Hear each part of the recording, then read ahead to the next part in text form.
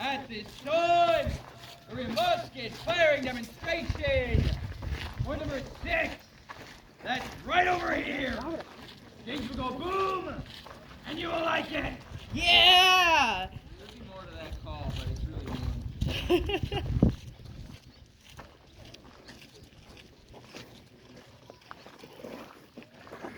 These benches all have shade. First come, first serve.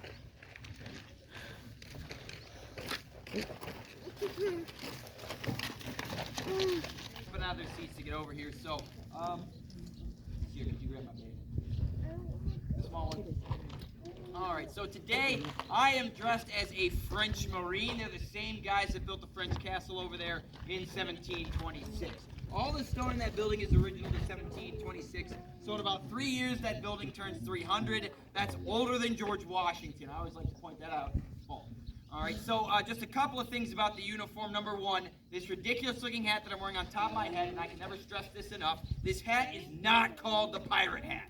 All right, this is called the cocked hat. The reason being it's cocked up on 3 sides, and really the only thing that this hat does for me is on sunny days, Missy. Sunny days like today, it gives me a very interesting tan line from like here to here. So other than that, the only reason why you wear a cocked hat, even in the 18th century, is to make you look good. So it's for fashion, it's not too terribly practical. Moving on, the other thing I want to talk about, I'm actually wearing 2 wool coats today. The first one's called a juste corps, that's 8 pounds of wool. The other one is called a vest, it has sleeves, just another jacket. That's another 4 pounds of wool. And so I can honestly tell all of you right now that this uniform is really sealing in the flavor. All right, that's not even the last layer. I do have a long sleeve shirt underneath these 2 coats that goes from my neck down to my knees. The reason why the shirts are so long is because in the 18th century, they don't have modern underwear like boxers, tighty whities, briefs, etc. And they still have to cover up the giggly bits somehow. So in the 18th century, your shirt was your underwear. I'm not being that historically accurate today. You are welcome. So the reason why you see me wearing lots and lots of wool is because in the 18th century, wool is cheap and wool is durable. And thankfully, wool is actually a regulator, not an insulator. So theoretically, if there's a breeze in the summer, it will expand and let that in. In the cold, it will shrink up and it won't let the air in. I find them hot in the summer and cold in the winter, so, but still alive, which is the point. Anyway, on to the more fun part here. Here's the boomstick. This is a smoothbore flintlock musket. The range on this weapon. A lot of people think you can't hit the broadside of a barn with a musket. So we got tired of hearing that. We went to a range. We traced one of my coworkers out onto some cardboard. We did a series of tests at varying ranges. When we were done, we found that you could nail a human-sized target center mass with a musket between about 100 to 150 yards. Now, I even hit one of my targets right in the neck at 200 yards. I was not aiming at that target. Yeah, but 100 to 150 yards is the range. And if you're a well-trained soldier, I mean really fast at your job, you can load this in about 15 seconds. So you can shoot about 4 bullets a minute with a smoothbore musket. Who here thinks that sounds pretty slow? Slow rate of fire. At least one person, thankfully at least one person there raised their hands. You should all really be raising your hands thanks to AK-47s, M16s, and M60s, firing many bullets per second, but machine guns don't hit battlefields until like the 1890s. We're stuck in the 1700s with muskets that shoot 1 bullet every 15 seconds. So basically, to turn muskets into machine guns, what they have to do is they have to grab a bunch of guys and they give them a bunch of muskets. Then they tell that bunch of guys with a bunch of muskets to line up in a big long line, shoulder to shoulder. We call this linear tactics. Then what you have to do is you have to tell that big long line of guys to shoot at the same exact thing at the same exact time. That way somebody will eventually hit something. All right, I'm exaggerating that just a little bit, but really what they're doing here is if I line, let's say, 200 guys up in a big long line, and I tell all of them to shoot at the same exact thing at the same exact time. Theoretically, isn't that 200 rounds a second? It is, kind of like a machine gun. So what I'm trying to tell you here is that these linear tactics aren't stupid, especially considering no one has a machine gun yet. And they're not lining up like this just to look fancy. They're lining up like this because it's the most effective way to get the musket to work. Now, how it's going to work is when I pull the trigger, hopefully this piece right here called le chien, that means the dog, that's going to be thrown forward, and hopefully this piece of flint will strike the steel frizzen. Now, hopefully that collision will produce some sparks, and hopefully the sparks will land on top of some black powder. I'm going to put it in this pan here shortly.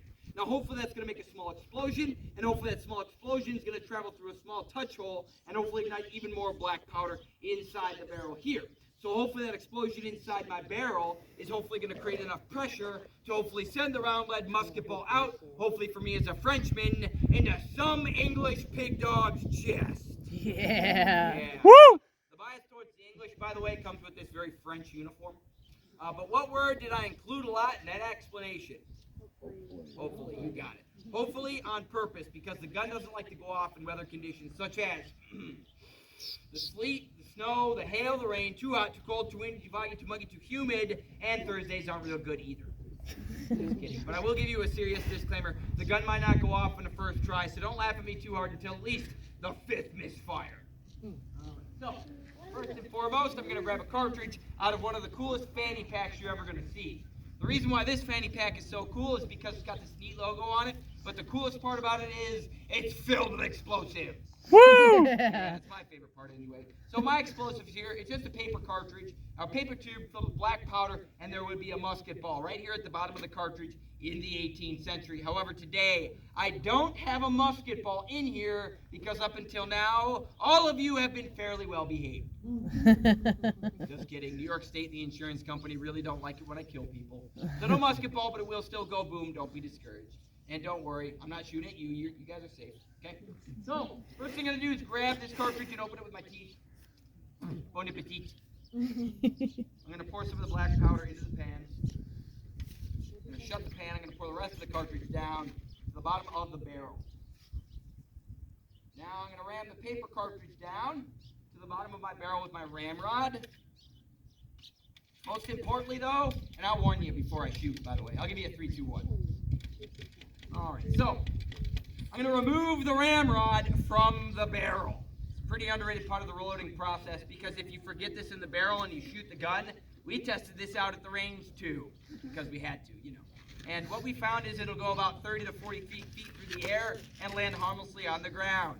So it's pretty anticlimactic, but let's just pretend here I poured way too much gunpowder into my musket, shot the thing while this was still in the barrel, somehow managed not to blow myself up, and at the same time propel this fast enough to turn it into a 3-foot steel javelin of death. Flying across the battlefield. If I got really lucky, I might turn that Englishman on the other side of the battlefield into A kebab. shish kebab. Sounds good for me as a Frenchman, but the problem is he's not going to dig. The only way I have to load my weapon out of his chest, limp across the battlefield, dodging the musket balls, the artillery shells, the mortar bombs, saying, "Thank you, sir. Here's your ramrod." Nope, he's not going to say that. So I am going to put that back where I got it, and I'm going to shoot. So hopefully here goes. On the count of. On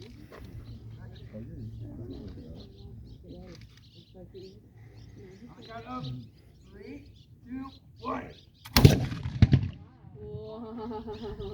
All right. So I want you to notice the smoke. All right. With that smoke, I also want you to notice the color of my coat. Now I'm wearing bright white. What color are the British wearing? Red. All right, red. These are bright colors, correct? Yeah. All right, so again, who here thinks that wearing bright colors in the middle of a battlefield is a pretty bad idea? And that's why we wear the bright colors, because that battlefield is going to get really smoky. So on that smoky battlefield, who's going to be more dangerous to you? The enemy 200 to 300 yards in front of you that you can't see through the smoke, or your friends 10 feet behind you that can't see you through the smoke? Your friends. Your friend. So to prevent friendly fire in the 18th century, you wear bright colored coats because you get to see through that thick smoke who you're supposed to shoot at. More importantly, though, who you're not supposed to shoot at. All right. So before I let you go real quick, I do have one last weapon to show you. That is the bayonet. It's a triangular socket bayonet, so a very nasty weapon. And they make these triangular on purpose so that they will be less likely to bend or break. And they will also give you a triangular wound, which even today, it is very difficult to seal a triangular wound. So you're probably going to bleed out. And if you don't bleed out from that, does this blade look overly clean to anyone here?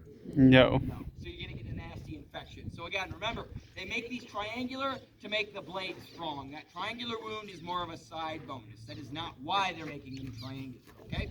So with that, I end my demonstration. If you guys have any questions for me, feel free to ask myself or anybody else wearing a silly hat. We're not dressed up all pretty and sweating buckets for nothing. Thank you. Thank you.